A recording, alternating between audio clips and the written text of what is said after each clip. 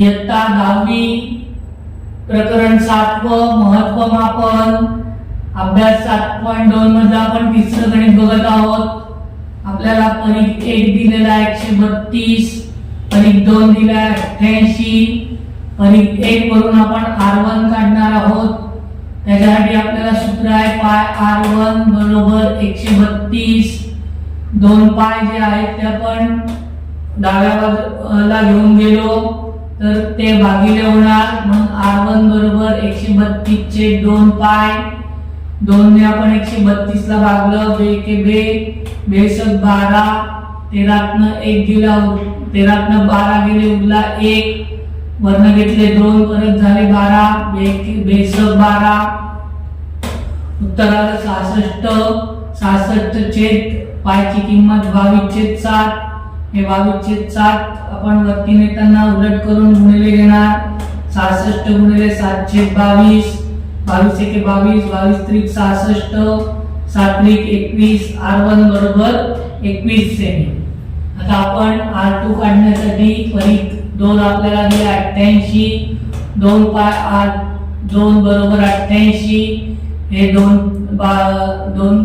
पाय आपण तिकडे नेले बरोबरच्या की काय होणार, उजव्या बाजूला नेले की भागिले होणार, r2 बरोबर 88 छेद 2 पाय, 2 ने 88 ला भागलं, 2 के 2, 2 चौक 8, 2 चौक 8 44, 44 छेद 22/7, 22/7 वरती नेताना काय होणार, उलट करून गुणिले, 44 गुणिले 7/22, 22 एके 22, 22 दुणे 44, 7 दुणे 14, r2 बरोबर 14 सेमी। आपल्याला वक्र पृष्ठफळ काढायचं आहे, त्याच्यात l आहे, l म्हणजे तिरकस उंची, मग शंकुच्छेदाची तिरकस उंची l बरोबर सूत्र आहे वर्गमुळात h वर्ग अधिक कंसात r1 वजा r2 कंसाचा वर्ग। h ची किंमत दिलेली आपल्याला 24, उंची दिलेली आहे 24, शंकुच्छेदाची तिरकस उंची l बरोबर 24 चा वर्ग अधिक 21 वजा 14 कंसाचा वर्ग। 24 चा वर्ग येतो 576, 21 वजा 14 7चा वर्ग, वर्गमुळात 576 अधिक 7चा वर्ग, 7चा वर्ग येतो 49, वर्गमुळात 576 अधिक 49, 9 अधिक 6